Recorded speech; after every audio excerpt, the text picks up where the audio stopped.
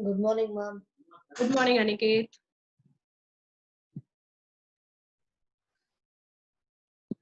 This is supposed to be economics class, but I took this class from Lindsay ma'am.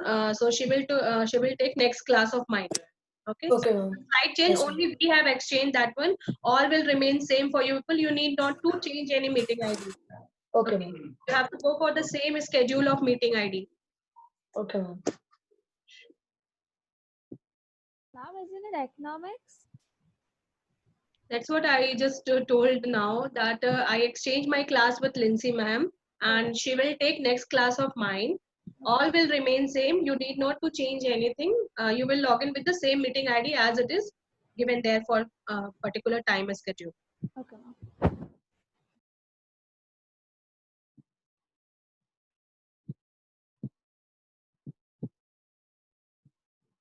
How many participant in morning class? Morning there were about 30 to 40, ma'am. Why so less?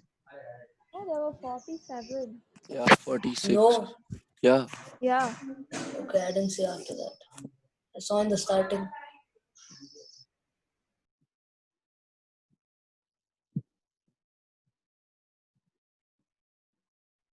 So today we are going to start another topic of our subtopic of our environment. That is food chain and food web. Hope you all are able to see PowerPoint presentation. Is it visible to everyone? Yes, ma'am. Okay. Yes, ma'am. Yes, ma'am.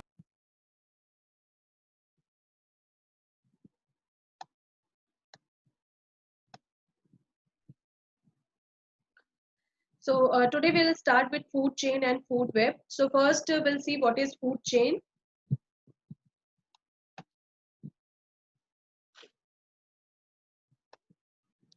So when we talk about a food chain, basically it depends upon the principle who eats whom or eating and eaten by. So this is the principle behind any food chain to exist in an ecosystem. Who eats whom or eating and being eaten by.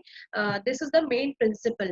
The food can be transferred from one organism to the other through food chain, because what happened, all the organisms, they are occupying certain trophic level in a food chain, so they are so they, whatever food they are eating, that is in the form of energy, it is transferred from one organism to the other. So when we talk how it starts, so sun is the ultimate source of energy, which is the key of each food chain. Sun is the ultimate source of energy, so all the producers, they take energy or that solar energy from the sun, and they prepare their own food. Once they prepare their own food, they act as a producers for other organisms which are depending upon them for their food, whether they are herbivores or any other organism. So they take nutrition from them. So the first level or the first trophic level, that is made by producers which are at the base of the food chain. So we can define food chain as a sequence of living organisms in a community in which one organism consumes another organism to transfer food energy. That means it is a chain where one organism is consuming the another organism, and whatever food they are taking through that chain, they are transferring energy to each other. It is based on who eats whom principle. Now, what are the trophic levels? The various steps in a food chain at which the transfer of food or energy takes place are called as trophic levels. So the each of the step, when we are talking about producers, they are eaten by the consumers, primary consumers. So from producer, they are the first trophic level, and then they are moving to the primary consumer, secondary consumer, that is the second trophic level, third trophic level. Each step or level of the food chain forms a trophic level. So here you can see autotrophs or producers are the first trophic level. They are the organism which are constituting the first trophic level. They fix up the solar energy by the process of photosynthesis, and they result in the formation of food which is available for primary consumer. So now the primary consumer, or in other word herbivores, they constitute the second trophic level. Now, when we talk about small carnivores or secondary consumers, they are third trophic level, and large carnivores or tertiary consumers, they are fourth trophic level. So this is clear to everyone about which group is constituting what trophic level. If you are clear with this thing, then you are able to understand the concept of food chain, food web, as well as 10% energy law. Anyone having any doubt may ask here. No, ma'am. Ma'am, Yes, Rishabh. what's the difference between small and large carnivore? See, if a grasshopper is eaten by frog, then it is called frog is called as a small carnivore. That means the small animal which are eating the other animals. All right. Then that frog is eaten by the snake. So for a frog, a snake is the large carnivore which is eating the small carnivore, which is frog. Okay, ma'am. Okay. So this thing is clear to everyone. Autotrophs, first trophic level. Primary consumers or herbivores, they are second trophic level. Then small carnivores or secondary consumers, they are third trophic level. And large carnivores or tertiary consumers, they are fourth trophic level. Now this is the arrangement of different trophic level. This is called as a pyramid of energy. When we have to represent the flow of energy in any ecosystem, we arrange the different trophic levels in the form of a pyramid. So you can see clearly here, producers are at the base of the trophic level, then primary consumers are there, then secondary consumers are there, and then tertiary consumers are there. When we are talking about a detritus food chain or a decomposer food chain, after the tertiary consumer, there is a one more position or one more trophic level which is taken by decomposers. So normally food chain, it should not be more than 4 levels. It should be of maximum 4 levels, so that energy consumption or whatever energy it is transferred to each level will be maximum flowing through that system. So that's why it need to be very small food chain, or it is maximum of the fourth trophic level. So that's why it has been shown here: producers, then primary consumers, then secondary consumers, and tertiary consumers. This is called as a pyramid of energy. According to the ecosystem, generally this pyramid of energy, it is upright. The one which you are seeing here, that is upright. But in some of the system, it is other way also. So in maximum ecosystem, it is upright. Pyramid of energy, it is upright.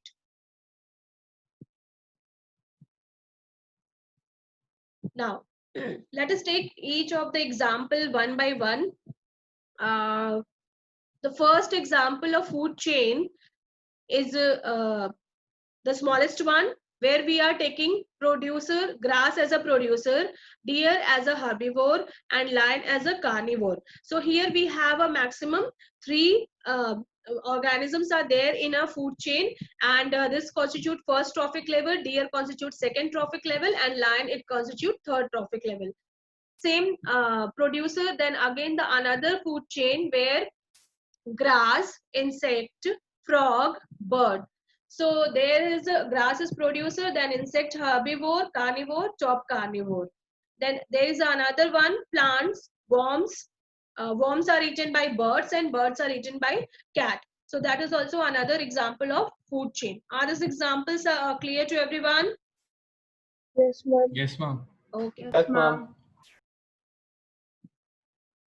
So these are the pictorial representation of food chain. So you can see here this one, from a producer to mouse, then snake, then hawk. Here also plant, insect, mouse, and owl. Then a snake, frog, sorry, a plant, grasshopper, frog, and a snake. A snake is again eaten by hawk. That is another food. That is also part of food chain. So maximum of 4 trophic level we can maintain in a food chain. That will be good for the transfer of energy at each level. Now, come to the most important ecosystem, that is the aquatic ecosystem.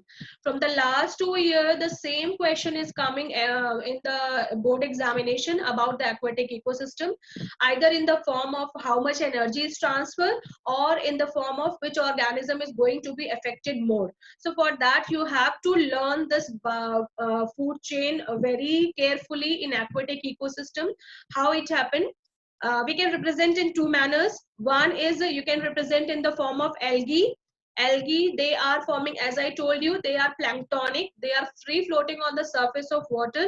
So they are forming the algal bloom all over the surface of water. So then algae, it is eaten by protozoans which are present there. Protozoans are eaten by small fish, and a small fish is eaten by big fish. So when we convert it into the trophic level, so algae are the producer, protozoans are herbivore, small fish is carnivore, and big fish is large carnivore. So sometimes they will ask you to draw aquatic ecosystem with 4 organisms. So it is better to draw in this manner, or you can take this also, the down one also, to represent any food chain in aquatic ecosystem. It can be in the form of phytoplankton, zooplankton, small fish, and large fish. This year, Sahodaya pre-board also had this question, as well as board examination having the same question for another topic, that is biomagnification. We will take it later. So phytoplanktons, again algae are those which are free floating on the surface of water, that are phytoplanktons. They are eaten by zooplanktons, animals which are free floating on the surface of water. Basically these are protozoans or small insects. Then zooplanktons are eaten by small fish. Small fish is eaten by large fish. So here producer, herbivore, carnivore, and large carnivore. So here you have to keep in mind that a small fish is a small carnivore, whereas a large fish is a large carnivore. Now, so this is all about food chains. Now what happened when we are talking about forest ecosystem? So many organisms are there and they all are interdependent upon each other. You can get herbivores there, you can get decomposers, you can get carnivores, even the small carnivores, large carnivores, all are existing in forest ecosystem. So you cannot say that one organism is a member of only one food chain. They all, the food chains which are existing in forest ecosystem, they are interlinked or they are forming a network. So when number of food chains they form a network, then it is called as a food web, or in a simple word, interconnection between different food chains, it is called as a food web. Now see the simple one which is given there in NCERT also. So here you can see the first one is plant. Plant is eaten by squirrel and squirrel is eaten by hawk. The second one, so you can see plant are at the base, as a producer, they are at the base of each of the food chain. So now plant is eaten by grasshopper, grasshopper eaten by mouse, mouse is eaten by snake, and the snake is eaten by hawk. Again, there are link between two food chain where hawk is in between these two food chain. Or mouse is directly also eaten by hawk, that is also a part of this food chain. So here you can see both the food chains are interlinked together. So sometime what happened in examination, they ask which food chain is having a lowest number of organisms. So you can see here I have mentioned here 3 example where one is plant, squirrel, hawk, only 3 members. Then fourth one plant, rabbit, lion. Fifth one plant, deer, lion. Out of these 3 you can mention any one. Minimum is the food chain, maximum is the energy flow in that one, and the last member of that food chain will acquire a maximum amount of energy. As much as the number of organism it is less in any food chain, it is having a maximum flow of energy. That we will see after this topic, what is flow of energy in any ecosystem. So we have a 4 organism stage also, whereas we have a 3 organism stage. So we have basically 2 trophic level and 3 trophic level here. Anyone having any doubt in food chain or food web? No, ma'am. Ma'am.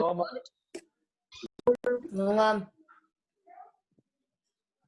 So these are the other examples of food web, diagrammatic representation, how it occur in any forest ecosystem.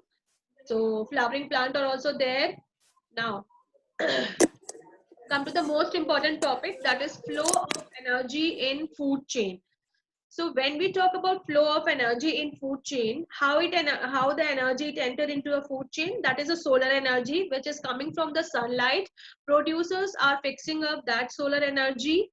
Then they are passing energy to the herbivores, then to the carnivores in the form of food, and carnivores to the top carnivores. So this is called as a flow of energy in a food chain. But there are certain conditions which shows how energy is transferred in any of the food chain. What is that? See this flow chart carefully. When green plants, they capture energy of sunlight, so whatever energy of sunlight they are capturing, only 1% of that energy they are utilizing. For example, if they are capturing 5000 joule is the unit of energy. When we have to express energy, we express it in the terms of joule. So if a plant, they absorb 5000 joule of energy from sun, so it is, sorry, 5000 joule of energy. If it is available from sun to the plant, then plant will capture only 1%, that is 50 joule of energy. Is it clear to everyone? Yes. How it is transformed? Only whatever energy it is available from sun, from that amount only 1% is available to the green plant, or 1% is captured by the green plant. Clear? Now, the 1% energy which comes to the green plant, so now it becomes 100% for that green plant. So when the 100% is there, that out of that that one, whatever it is transferring to the primary consumer. When primary consumers, they are eating green plant as a food, then what happen in their body? 10% energy it will remain there. How? Some energy they lost in the form of digestion, some energy they lost to maintain their body temperature, as most of them they are warm blooded or cold blooded, so they have to dissipate energy from their body to maintain the body temperature. Then some energy they lose for growth and development of the body, and some for doing their day to day activity. So only 10% energy it is available for next trophic level. This is called as a 10% energy law, which is given by Lindemann. Lindemann is a scientist and worker who work upon the 10% energy law, and he stated that in any of the food chain, only 10% energy it is available for the next trophic level. Rest all energy it is released in the environment, either in the form of heat, or in the form of digestion, or in the form of growth and development, or for doing work by the individual. Only 10% energy it is passed to the next consumer level or next trophic level. Is it clear to everyone? Yes, ma'am. Anyone having any doubt in 10% energy law, please ask me again and again. No, ma'am. No need to be shy. If you are not able to understand, it's okay. You have to ask that question if you are not clear about that. No one? No, ma'am. Okay. So what are the other features? 10% energy law, only 10% energy is available to next trophic level. 10% can be taken as the average value for the amount of organic matter. Here we are talking about the food after the digestion. After the digestion, what all organism body it consume, after that what is left there energy, that is transferred to the next level of consumer. Now, so little energy is available for next level. So food chains consist of only 3 or 4 steps. So as you see, only 10% energy is passing on. So that's why the number of generally food chain it consists of 3 or 4 steps to minimize the loss of energy. There are generally greater number of individuals at the lower trophic level. The greatest number is of the producers. Of course, producers are more in number. They occupy the lower trophic level, and their number it is maximum, so that they can capture the maximum energy from the sun. Then all the food chains are interlinked, and the most important thing, always the flow of energy is unidirectional. That means when we are taking a food chain, when grass is eaten by grasshopper, grasshopper is eaten by frog, frog is eaten by snake. So in that one, energy from grass, it is transferred to the grasshopper, then to frog, then to snake. There is a no backward movement, or there is a no movement of energy or transfer of energy from snake back to the grasshopper. It always move in a unidirectional, in a forward direction.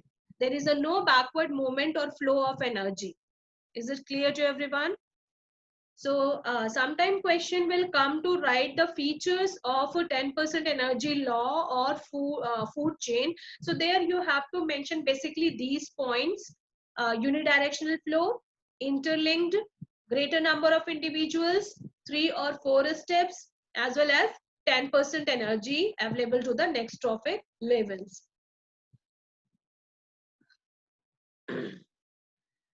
So I have given one example of 10% law question, how to solve that.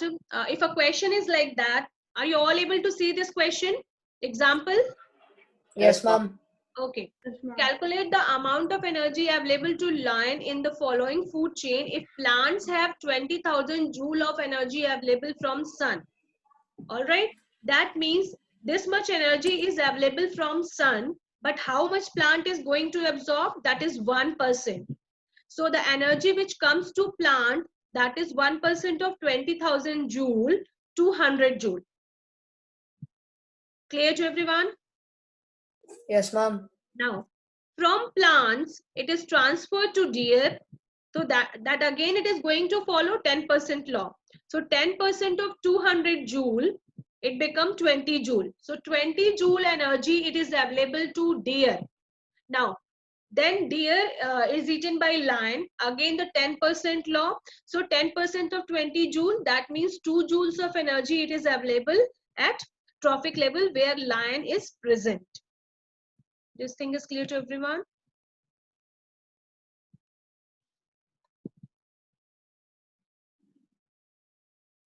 Yes, ma'am. Yes, ma'am. All right. So quickly note down these two questions. Hope you all have a notebook and pencil or pen. So please note down the question. Consider the following food chain: grass, mice, snakes, peacocks. If in this chain 100 joule of energy is available at the producer level, then calculate the energy transferred to the peacock as food. State the law used in the calculation. Can you repeat what all animals again? Grass, Grass, mice, snakes, and peacock. snakes, peacocks, Ma'am, 0.1.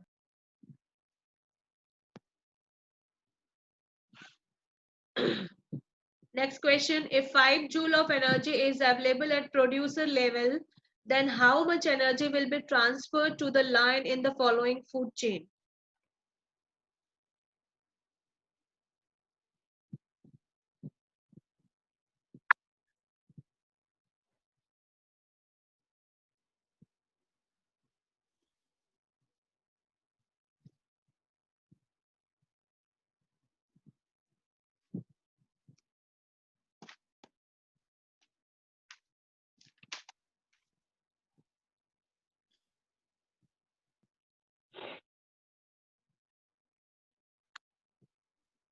Ma'am, 0.0005. 0. Shan, repeat your answer. For which question? Question number 2 or question number 3? 3.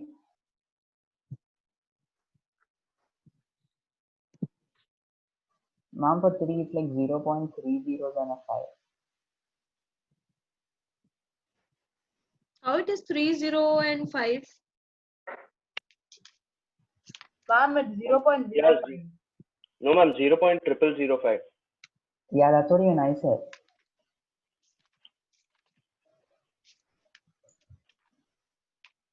I mean, the second one is 0.001. Yes, ma'am. 0.001 and 0.005. All right.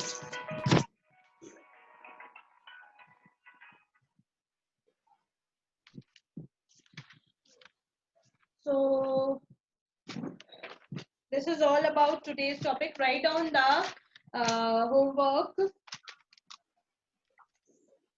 Give me 2 minutes.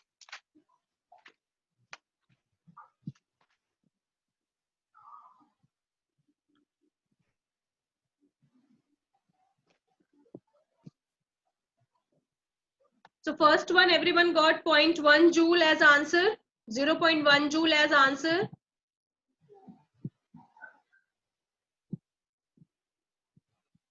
Everyone got 0.1 joule as answer of question number 2.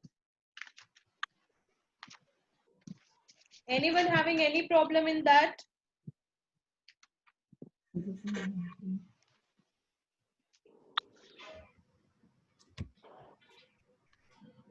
See, when it is available to GRAS, it is written there available at the producer level. They already got that at producer level, that is 100 joule from sun already it came there. So you cannot take out 1% here. All right, so here already it is 100 joule available at the producer level. When it is written there 100 joule at the sun, then you have to take 1% of that one.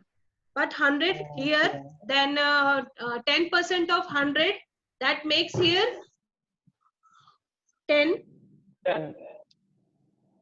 Yeah, 0.1. Then a snake it will come 1 and peacock it will come 0.1. 1 joule, 0.1 joule.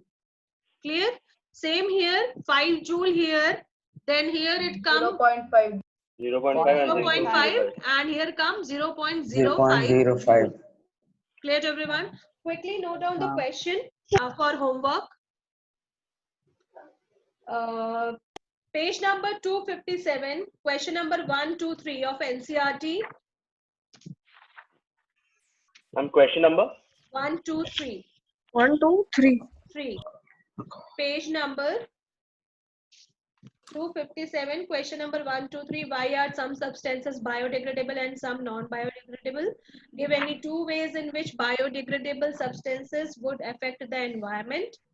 Give any 2 ways in which non-biodegradable substance would affect the environment. Both you know, pollution. Page number 257. Yeah, 257, in-text question. Ma'am, for some it's there in, for Yeah, some it's not there textbooks for it's me. there in 262. It's there in Sorry. 262. Then, new one you are talking, 262. Okay, I will change that one. And what will be the next? For me, it is 250, 261, question number 1 and 2. So, Desh, what will be that question? Page number for you? 264. 264. Yes, ma'am. 264. And it is written there, water trophic levels. Ma'am, not that. What is ozone and how does it affect? No. Ma'am, 260. That is 260. That is 260. Yeah, that is 260.